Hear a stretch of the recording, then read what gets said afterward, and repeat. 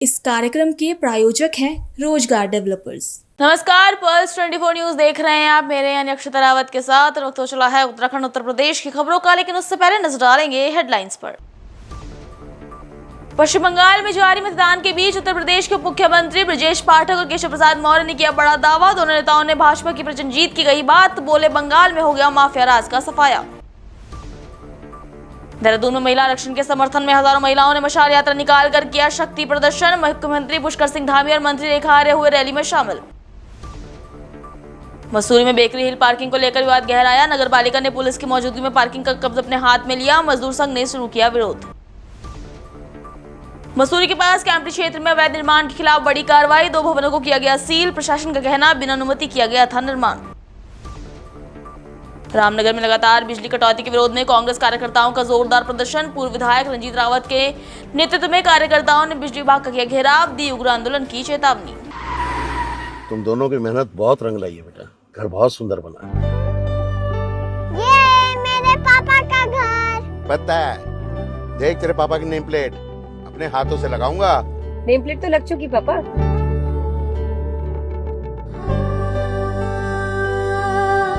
असल मेहनत तो आपने किया पापा, मुझे इस काबिल बनाने के लिए। वो जिंदगी भर किराए के मकान में रहे, लेकिन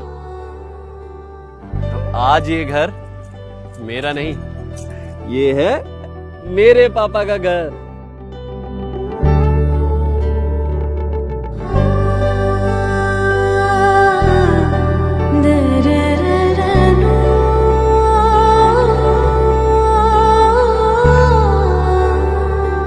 उड़ान सपनों की, आंगन खुशियों का और साथ सकर्णी का।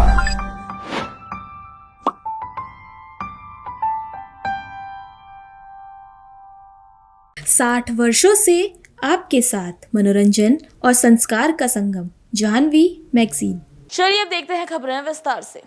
पश्चिम बंगाल में चल रहे मतदान के बीच उत्तर प्रदेश के उप मुख्यमंत्री ब्रजेश पाठक और केशव प्रसाद मौर्य ने बड़ा बयान दिया है। दोनों नेताओं ने भाजपा की जीत का दावा करते हुए विपक्षी दलों पर तीखा हमला बोला है। उप मुख्यमंत्री ब्रजेश पाठक ने कहा कि पश्चिम बंगाल में भाजपा प्रचंड बहुमत के साथ जीत की ओर बढ़ रही है। उन्होंने दावा किया कि लोग जाति, धर्म, संप्रदाय से ऊपर उठकर प्रधानमंत्री नरेंद्र मोदी की नीतियों के पक्ष में मतदान कर रहे हैं। वहीं ब्रजेश पाठक ने मतदाताओं से अपील करते हुए कहा, सभी लोग घरों से बाहर निकलकर मतदान करें और लोकतांत्रिक प्रक्रिया को और भी मजबूत बनाएं। वहीं उप मुख्यमंत्री केशव प्रसाद मौर्य ने भी पश्चिम बंगाल चुनाव को लेकर कहा कि भाजपा के समर्थन में कमल के फूल की आंधी चल रही है और अब पश्चिम बंगाल से भी माफिया राज खत्म होने की दिशा में रुझान दिखाई दे रहा है। देखिए, आज पश्चिम बंगाल में मतदान चल रहा है और प्रचंड बहुमत के साथ भारतीय जनता पार्टी जीत की तरफ आगे बढ़ रही है। जात, धर्म, संप्रदाय से ऊपर उठकर लोग माननीय प्रधानमंत्री नरेंद्र मोदी जी की नीतियों पर मोहर लगा रहे हैं, कमल खिल रहा है। मैं पश्चिम बंगाल वासियों से अपील करता हूं, सब लोग घरों से निकल करके 100% मतदान के लिए आगे निकले।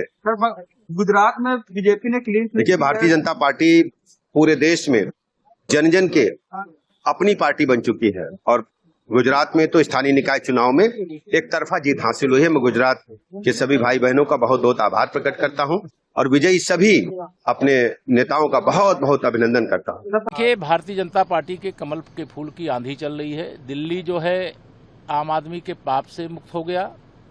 उत्तर प्रदेश श्री अखिलेश यादव जी के जंगल राज गुंडा राज से मुक्त हो गया और बिहार में तेजस्वी यादव का जंगल राज गुंडा राज वापस नहीं आने पाया।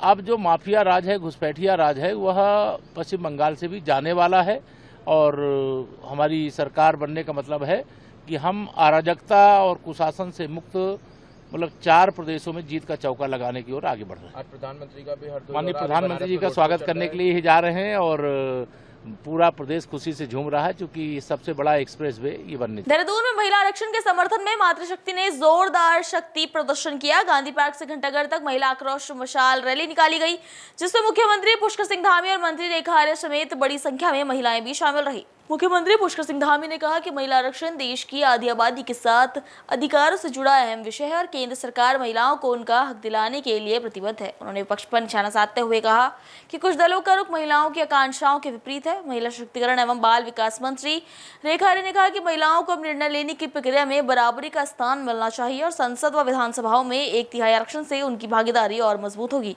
रेखा आर्य ने कहा कि इस रैली का आयोजन उनके आह्वान पर हुआ और हजारों की संख्या में पहुंची मातृशक्ति के प्रति उन्होंने आभार भी व्यक्त किया। मंत्री जी, आज महिला आक्रोश रैली का आयोजन हुआ था, क्या कहना चाहेंगे? देखिए, आज महिला आक्रोश मशाल यात्रा का आयोजन रहा और महिला आक्रोश मशाल यात्रा पूरी तरीके से कांग्रेस और उसके अलायंस जो उसके सहयोगी हैं, जिसमें सपा भी है, डीएमके भी है, टीएमसी भी है, जिन्होंने 16 अप्रैल से लेकर 17 अप्रैल को महिला आरक्षण बिल पर जिन्होंने उसे गिराने का काम किया, जिन्होंने आरक्षण के विरोध में मतदान करने का काम किया, मतदान तो मतदान ही किया, इसके साथ साथ में उन्होंने मेजे थपथपा के जो है बिल गिरने की खुशी जाहिर करी। इसके साथ ही उन्होंने जो है कांग्रेस ने कुटिल मुस्कान के साथ में लोकसभा का ऐसा दृश्य प्रस्तुत किया कि महिलाएं देश भर की आधी आबादी जो है बहुत नाराज हुई। और मैं ये समझती हूँ कि आधी आबादी निश्चित रूप से अफसोस कर रही होगी कि हमने कैसे सांसदों को लोकसभा में भेजा है जिन्होंने महिला आरक्षण बिल का इस कदर विरोध किया कि मतदान तो मतदान ही किया, ऊपर से हास्य विनोद के साथ में अपनी खुशी का प्रकटीकरण जो है मेजे थपथपा के करा। मैं समझती हूँ इसी आक्रोश को व्यक्त करने के लिए आज महिलाएं हज़ारों की संख्या में जो है गांधी पार्क में एकत्रित, उन्होंने मोबाइल टॉर्च और टॉर्च के माध्यम से मशाल जलाकर जो है अपने आक्रोश को व्यक्त किया। और ये सबक जो है आने वाले समय में, चाहे वो 2027 होगा, 2029 होगा, कांग्रेस को निश्चित रूप से आधी आबादी जो है वो सबक सिखाने का काम करेगी। जिन्होंने उनके रास्ते में जो 1/3 उनका अधिकार था राज्य की विधानसभा में पहुंचने का, 1/3 जो उनका अधिकार था लोकसभा में पहुंचने का, तो उनके रास्ते का रोड़ा जो है वो कांग्रेस बनी है। तो मैं मानती हूँ कि महिलाओं ने ये संकल्प लिया है कि 2027 हो, 2029 हो, ऐसे दलों को, चाहे वो कांग्रेस हो या इंडी गठबंधन हो, उन्हें भविष्य में ना तो राज्य की विधानसभाओं में वे कभी भेजेंगे और ना ही लोकसभा में वो कभी उन्हें भेजेंगे। आज की यात्रा पूरी तरीके से महिलाओं के आक्रोश और विपक्षी पार्टी कांग्रेस और इंडी गठबंधन के खिलाफ रही है और ये आक्रोश निश्चित रूप से आने वाले समय में इन दलों को भुगतना पड़ेगा। और आज तो कांग्रेस कुछ दिखाई पड़ती है, कल विमुक्ति के कगार पे हमें मिलेगी। इतनी बड़ी संख्या में मातृशक्ति आपके आह्वान पर पहुंची है, धन्यवाद। देखिए, मातृशक्ति मैं कह सकती हूँ कि हज़ारों की संख्या में पहुंची है और हज़ारों की संख्या में मातृशक्ति ने अपना आक्रोश प्रदर्शन किया है और ये आयोजन का सौभाग्य मुझे प्राप्त हुआ और मेरे आह्वान पर वो सब पहुंची है। हृदय की गहराइयों से बहुत धन्यवाद है। और वाकई ये हर महिला की भावना है कि महिलाएं जो हैं वो आरक्षण का हकदार हैं और हक में जिन्होंने डाका डालने का काम किया वो कांग्रेस पार्टी है। तो ये एक स्वाभाविक आह्वान को उन्होंने स्वीकार किया और उसमें स्वेच्छा से प्रतिभाग करते हुए अपने आक्रोश को व्यक्त किया। मैं सभी महिलाओं का जो देहरादून से हैं, जो हमारे आसपास की हैं, सभी को मैं बहुत धन्यवाद करती हूँ। मसूरी नगर पालिका परिषद ने पुलिस की मौजूदगी में मजदूर संघ से बेकरी हिल एमडीडीए पार्किंग का कब्जा वापस लेकर अपने नियंत्रण में ले लिया है। इस कार्रवाई के बाद क्षेत्र विवाद गहराता नजर आ रहा है और मजदूर संघ ने इसको लेकर खुला विरोध भी दर्ज कराया है। नगर पालिका के कार्याध्यक्ष अनुराग चौधरी ने बताया कि बोर्ड के प्रस्ताव के तहत मजदूर संघ को यह पार्किंग स्थायी रूप से 8 माह के लिए दी गई थी, जिसका समय अवधि वित्तीय वर्ष में समाप्त हो चुकी थी। अब नगर पालिका स्वयं इस पार्किंग का संचालन करेगी। वहीं दूसरी ओर मजदूर संघ ने इस कार्रवाई को नियम विरुद्ध बताते हुए कड़ा विरोध जताया है। संघ के अध्यक्ष रंजीत सिंह और अन्य अधिकारियों का कहना है कि हर साल टेंडर प्रक्रिया के माध्यम से पार्किंग का संचालन मजदूर संघ को ही दिया जाता रहा है। संघ का आरोप है कि इस बार परंपरा और नियमों को नजरअंदाज करते हुए सीधे कब्जे में ले लिया गया, जिससे मजदूरों के रोजगार पर संकट खड़ा हो गया है। मजदूर संघ ने इस मामले को न्यायालय में चुनौती दी है।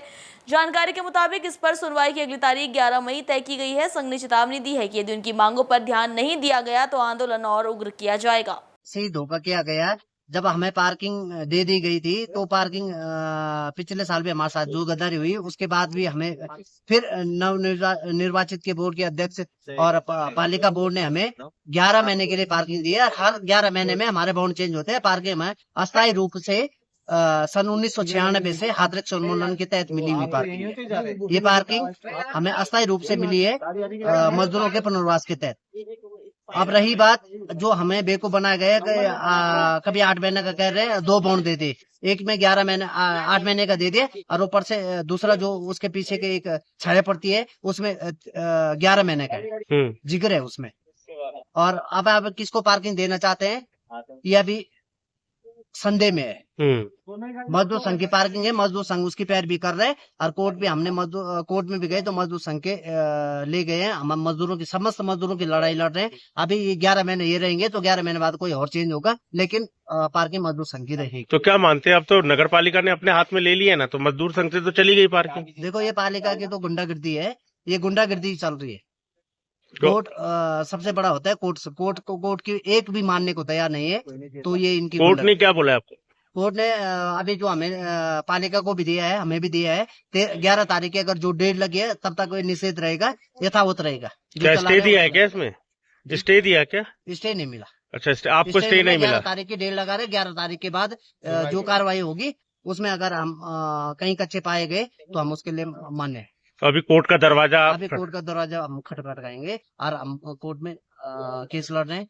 उस केस में जो भी निर्णय आएगा उसके लिए हमें मान्य करना पड़ेगा, वो सब न्यायालय महोदय के माध्यम से। विषय में मैं बताना चाहूंगा कि कोई भी पक्षपात रवैया नहीं अपनाया जा रहा है। हमारे बोर्ड के द्वारा इनको वित्तीय वर्ष के लिए पार्किंग चलाने दी गई थी, जिसकी अवधि 31 मार्च 26 को समाप्त हो चुकी है। उसी के तहत ये पार्किंग से हैंडओवर ली गई है। इनको बल्कि पहले भी नोटिस दे दिया गया था। इसी क्रम में इनके द्वारा पार्किंग हमें सौंपी नहीं गई थी, लेकिन आज फिर हमने विधिवत रूप से इनसे पार्किंग ली है। तो कोई किसी प्रकार का विरोध हुआ है, कुछ हुआ है? हम कल परसों भी आए थे तो थोड़ा विरोध था इनका आपस में हमारे साथ में, लेकिन इनके द्वारा आश्वासन दिया गया था कि सोमवार को हम दे देंगे, जिसके तहत इन्होंने आज शाम को 6 बजे पार्किंग हमें दी। तो अब नगर पालिका संचालित करेगी इस पार्किंग? फिलहाल हमारी टीम इसमें नगर पालिका की संचालित। मसूरी के पास टिहरी जिला स्तरीय विकास प्राधिकरण कैंपटी क्षेत्र में अवैध निर्माण के खिलाफ कार्रवाई करते हुए सचिन ठेकेदार और विनोद राणा के 2 भवनों को सील कर दिया गया है। इस कदम के बाद क्षेत्र में विवाद और स्थानीय लोगों में भारी आक्रोश भी देखने को मिल रहा है। प्राधिकरण के अनुसार संबंधित भवनों का निर्माण बिना अनुमति के किया गया था। वहीं स्थानीय लोगों और प्रवेश राणा ने आरोप लगाया कि विभाग केवल कुछ लोगों को निशाना बना रहा है, जबकि क्षेत्र में कई अन्य अवैध निर्माण अब भी मौजूद हैं। लोगों ने सहायक अभियंता दिग्विजय तिवारी पर भ्रष्टाचार के आरोप लगाते हुए निष्पक्ष जांच और सभी अवैध निर्माण पर समान कार्रवाई की मांग की है। साथ ही इस घटना ने राजनीतिक रंग भी ले लिया है। प्रभावित पक्षों का कहना है कि उनके साथ अन्याय हो रहा है, जबकि प्रशासन ने इसे निराधार बताते हुए कार्रवाई को निष्पक्ष बताया है। फिलहाल कैंपटी में अवैध निर्माण पर एक कार्रवाई बड़ा मुद्दा बनती जा रही है। जहां एक और प्रशासन सख्ती दिखा रहा है तो वहीं दूसरी ओर स्थानीय विरोध और तेज होने के भी संकेत नजर आ रहे हैं। एकदम मैंने खड़ा कर दिया, ये प्रॉपर मैंने नीचे से बनाया और ऊपर तक। आज हमें सुनने को मिल रहा कि हमारे भारतीय जनता पार्टी की जो नगर पालिका उन्होंने ज़्यादा लाए, जबकि मैं भी भारतीय जनता पार्टी में कम से कम 2.5 साल वर्ष हो गए मेरे को भी। मैं भी पूर्व से लगातार भारतीय जनता पार्टी के लिए काम कर रहा हूँ और अगर मैं चाहता हूँ तो मैं अनलीगल कार्य सबके गिना सकता हूँ, लेकिन मैं नहीं चाहता हूँ कि कैंपटी के अंदर ऐसी हम गंदी राजनीति करें। लेकिन मुझे दुख इस बात का है कि मैंने तीसरी बार ये सीलिंग बचाने का काम किया, लेकिन उन्होंने आज मेरा घर सीज किया और 50-60 लाख रुपए मैंने खुद लगाए अपने घर से, जो कि मैंने 50 लाख रुपए बैंकों से भी कर्ज लिया है। मुझे बहुत दुख का विषय है।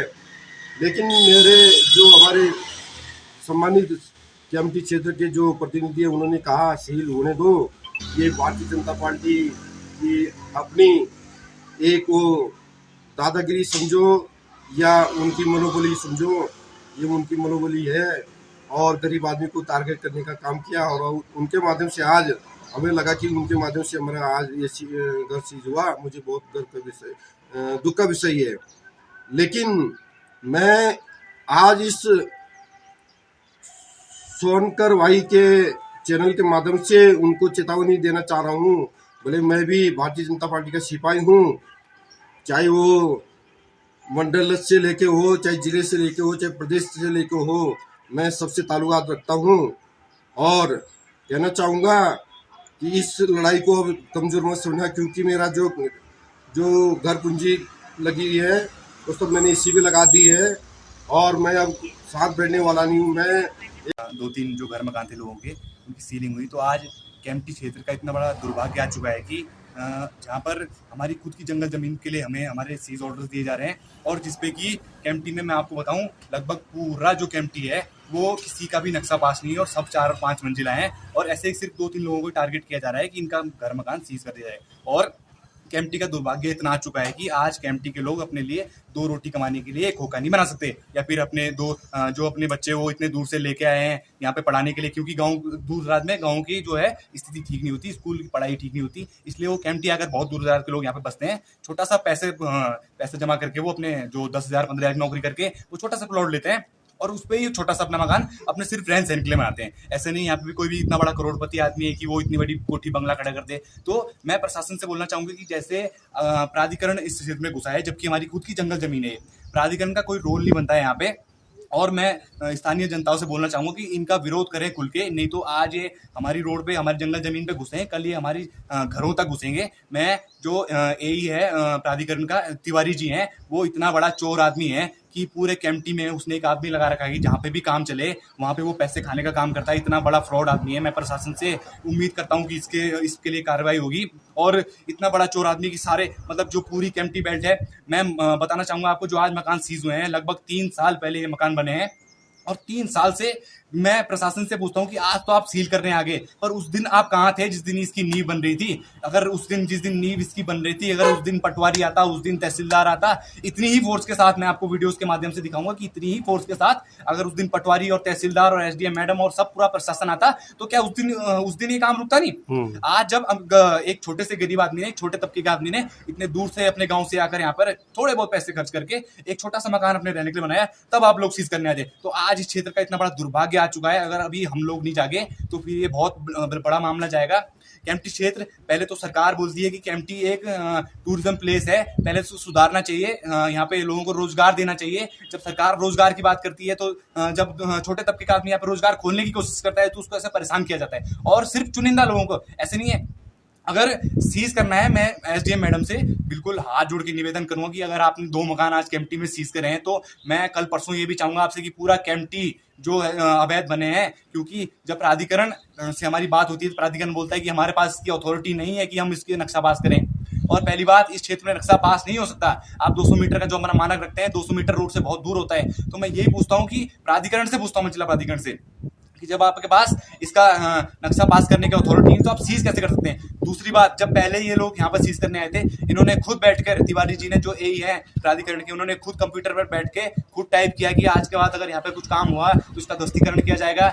उसके बाद भी अपनी बात से मुकर कर, उनका एफिडेविट भी उनके पास है, मैं आपको एफिडेविट भी दिखाऊंगा, उसके बाद भी उन्होंने यहाँ पर सीज की कार्रवाई की, तो वो किस मुंह से अपनी शकल यहाँ पर दिखाते हैं। और मैं स्थानीय जनता से भी निवेदन करूंगा कि जब हम कोर्ट में केस का पहले से लड़ रहे हैं, तो आप किसी आदमी को कोर्ट के पहले से फांसी नहीं दे सकते। किसी के ऊपर अगर मुकदमा चल रहा है तो उससे पहले आप, जब तक कोर्ट ने क्लीन चिट नहीं, तब तक आप फांसी नहीं दे सकते। तो फिर इसमें ऐसा कैसे? कुछ चुनिंदा लोगों को ही क्यों इसका निशाना बनाया जा रहा है? जब हम कोर्ट में तारीख लड़ रहे हैं तो कोर्ट फैसला देगा किसका क्या करना है। और ऐसा नहीं है कि फिर 1-2 मकान ही है, पूरे केम्प्टी में। मैं आपको केम्प्टी फॉल की वीडियोस दिखाऊं, केम्प्टी फॉल में धड़ल्ले से बिल्कुल लिंटर पड़ रहे हैं। और जो ये बात आज तिवारी जी कर रहे हैं कि इनका मकान ऐसा है वैसा है, ये लगभग 3 साल पहले मकान बन चुके हैं और ये बिल्कुल चलती हालत में भी।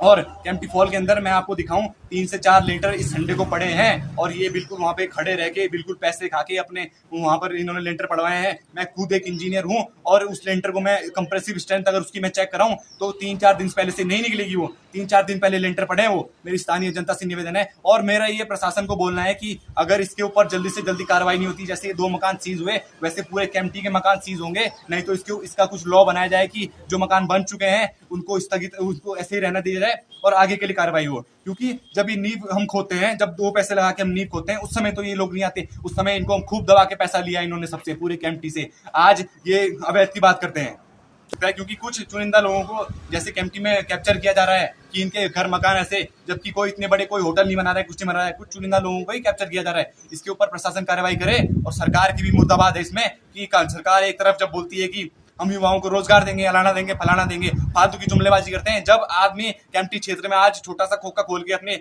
इस जो पानी हमारी प्रकृति ने दिया है, इसके बदौलत जब 2 रोटी कमाना चाहता है तो वो उसको तोड़ाने की बात करते हैं।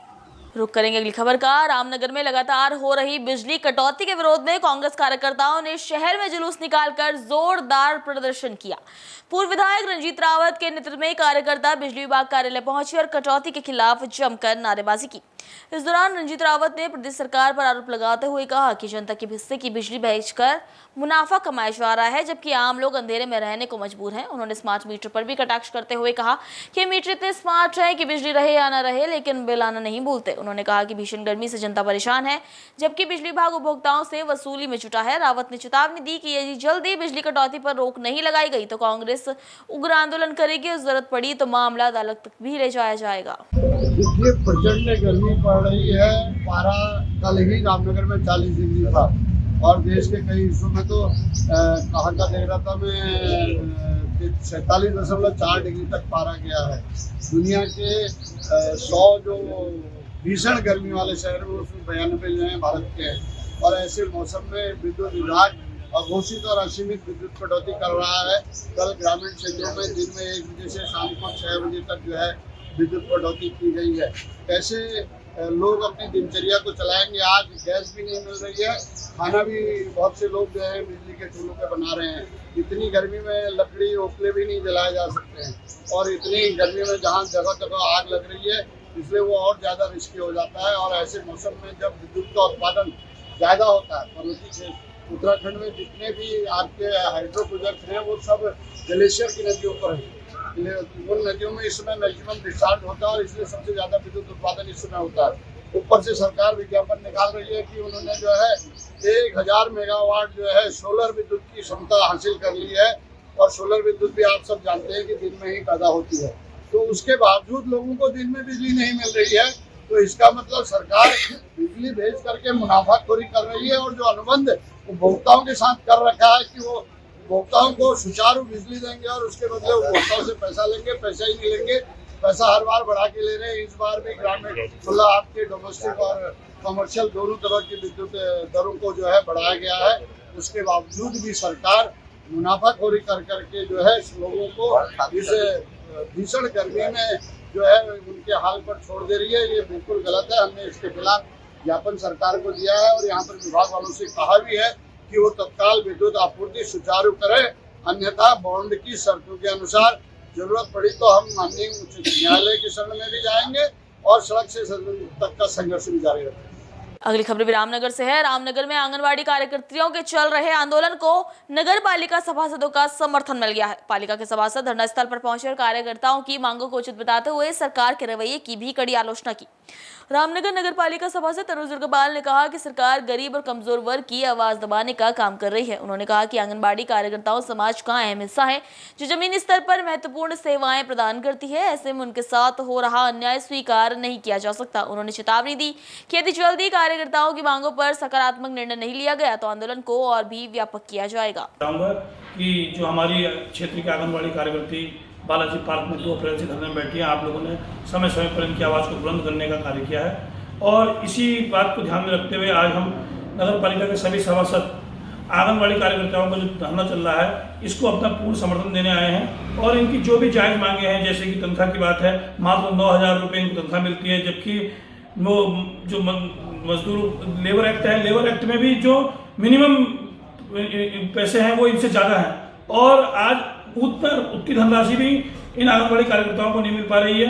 ये हमारे लिए, हमारी सरकार के लिए बहुत शर्म की बात है और मैं सरकार से अपील करना चाहूँगा कि जल्द से जल्द जो भी इनकी तनख्वाह संबंधी, पेंशन संबंधी जो भी मांगे हैं इनको पूर्ण करने का कार्य करें, वरना हमने आज इनको जिस तरीके से समर्थन दिया है सभी सभासद नगर पालिका के सभासदों ने, हम इनके साथ उग्र आंदोलन करने को बाध्य होंगे और रामनगर से लेकर सदन तक इनकी आवाज उठाने का कार्य। मथुरा जनपद के विकासखंड छात्र क्षेत्र के शेरगढ़ थाना अंतर्गत ग्राम पंचायत आदमपुर स्थित प्राथमिक विद्यालय में रिमझिम बारिश ने ही व्यवस्था की पोल खोल दी है। हालांकि हल्की बारिश के बाद ही विद्यालय परिसर में जलभराव हो गया, जिससे बच्चों की सुरक्षा पर कई गंभीर सवाल खड़े हो रहे हैं। ग्राम पंचायत आदमपुर के प्राथमिक विद्यालय में रिमझिम बारिश के बाद ही जलभराव की स्थिति बन गई, जिससे स्कूल परिसर पानी से भर गया।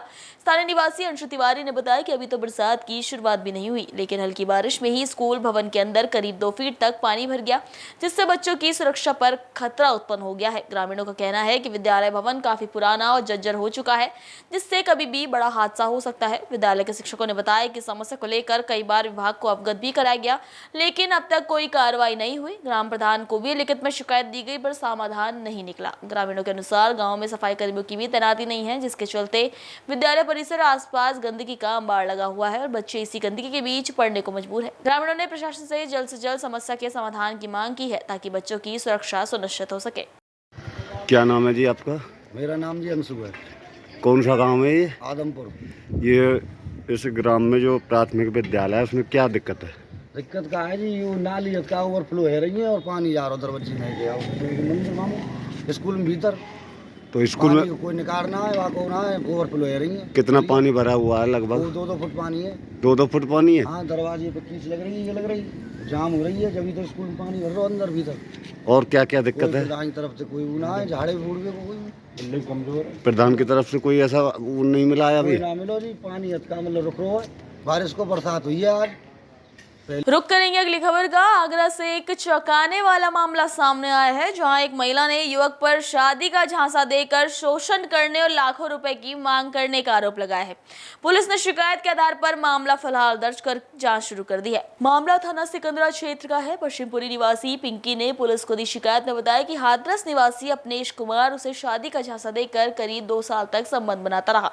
पीड़िता के अनुसार 23 अप्रैल 2026 को मंदिर में हिंदू रीति रिवाज से शादी भी कराई गई, लेकिन शादी के बाद आरोपी ने उससे 20 लाख रुपए की मांग की। मांग पूरी न होने पर आरोपी ने उसे छोड़ने और निजी फोटो वायरल करने की भी धमकी दी। महिला ने यह भी आरोप लगाया कि आरोपी पहले भी कई लड़कियों के साथ इसी तरह की वारदात कर चुका है। इस मामले में आरोपी के पिता उदयपाल सिंह और माता पार्वती कुमारी का भी नाम सामने आया है। फिलहाल पुलिस ने शिकायत के आधार पर केस दर्ज कर पूरे मामले की जांच शुरू कर दी है। सहारनपुर के नकुड़ पुलिस को बड़ी कामयाबी मिली है। बंद मकानों को निशाना बनाकर चोरी करने वाले 2 शातिर चोरों को गिरफ्तार किया गया है। पुलिस ने इनके कब्जे से भारी मात्रा में आभूषण और नकदी भी बरामद की है। सहारनपुर के थाना नकुड़ पुलिस ने चोरी की घटनाओं का खुलासा करते हुए 2 आरोपियों को गिरफ्तार किया है। पुलिस के अनुसार दोनों आरोपी बंद पड़े मकानों को निशाना बनाते थे और वहां से कीमती सामान चोरी कर फरार हो जाते थे। गिरफ्तार के बाद पुलिस ने इनके पास से सोने चांदी के आभूषण, जिनमें गले के सेट, टॉप्स और नोज पिन शामिल हैं, बरामद किए। इसके अलावा 532 ग्राम चांदी की ईंट और करीब 8,200 रुपए नकद भी बरामद हुआ है। बताया जा रहा है कि मुखबिर की सूचना पर पुलिस ने पेट्रोल पंप के पीछे से दोनों को गिरफ्तार किया। पूछताछ में आरोपियों ने कई चोरी की वारदातों को भी कबूल किया है। पुलिस जांच में ये भी सामने आया कि दोनों का आपराधिक इतिहास रहा है और वो पहले भी इस तरह की घटनाओं में शामिल रहे हैं। फिलहाल पुलिस ने दोनों आरोपियों को जेल भेज दिया है और आगे की कानूनी कार्रवाई जारी है। पिछले कुछ दिनों से क्षेत्र में हो रही चोरियों के संदर्भ में हमारी टीम तत्परता से लगी हुई थी। इसी क्रम में आज एक महत्वपूर्ण खुलासा सीओ नकुड़ के नेतृत्व में थाना नकुड़ की क्राइम टीम द्वारा किया गया है। इसमें 227/26 और 236/26 2 अपराध संख्या में हमने 2 मुलजिम जो कि पुराने नकबजन हैं, उसमें एक के खिलाफ चोरी के मुकदमे हैं, दूसरे के खिलाफ लूट के मुकदमे हैं। शाहिद और साबिज इनकी गिरफ्तारी सुनिश्चित की है। कब्जे से उनके चोरी का माल बरामद किया गया है तथा एक अन्य अभियुक्त जो उनका साथी था वो वांछित है, उसकी भी तलाश पुलिस जल्द ही कर रही है। भारी मात्रा में जो सामान था चोरी का वो बरामद किया गया है तथा क्षेत्र में होने वाली ऐसी अन्य घटनाओं के प्रति भी पुलिस सतर्क है और आगे भी ऐसे ही अन्य वर्कआउट आपको देखने को मिलेगा। बरामदगी की बात की जाए तो कहाँ बेचते थे लोग? देखिए, अभी जो प्रारंभिक पूछताछ में तथ्य सामने आए हैं कि जो गोल्ड और सिल्वर के जो ज्वेलरीज हैं, इसको ये लोग मेल्ट करके ताकि इजीली या तो अन्य स्टेट्स में सेल किए जा सके या फिर लोकल ज्वेलर्स को सेल किए जा सके, तो ये उस प्रक्रिया में थे।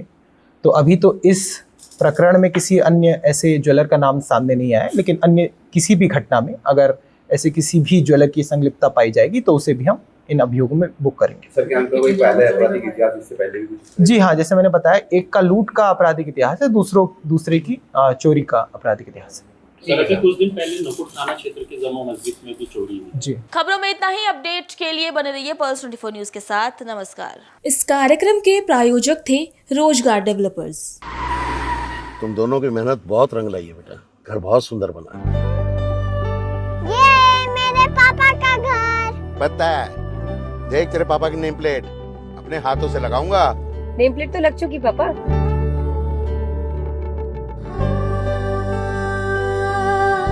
असल मेहनत तो आपने की है पापा, मुझे इस काबिल बनाने के लिए। वो जिंदगी भर किराए के मकान में रहे, लेकिन तो आज ये घर मेरा नहीं, ये है मेरे पापा का घर।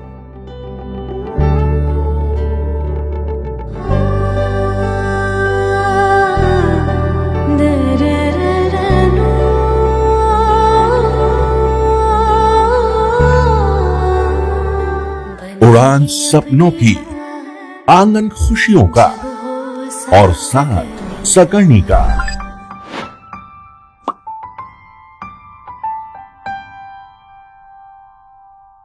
60 वर्षों से आपके साथ मनोरंजन और संस्कार का संगम, जाह्नवी मैगजीन।